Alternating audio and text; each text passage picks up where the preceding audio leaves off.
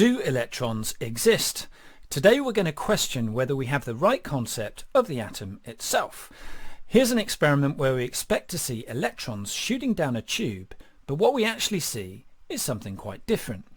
To draw out what we'll see, there'll be a vacuum tube filled with a gas which allows us to see what electrical current looks like, because otherwise it would be invisible.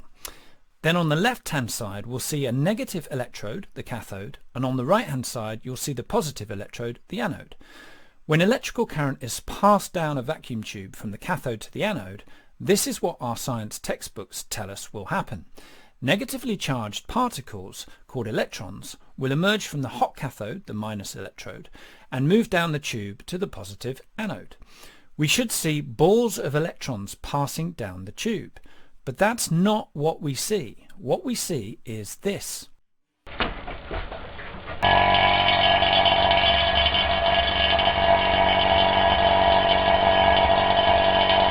What do you see?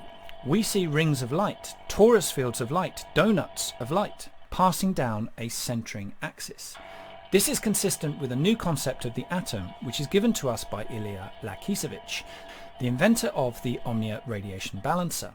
An atom is actually a torus field of electrical current which spins around a magnetic still point. And electrical current is the same thing as light. As you can see here, electrical current in the tube is moving as rings of light, torus fields of light passing down a centering magnetic point, which we know as the 0 point. Remember what Nikola Tesla said, everything is the light. Did he mean that every atom is a spinning ring of light? Give us a thumbs up and hit subscribe for more revelations like this.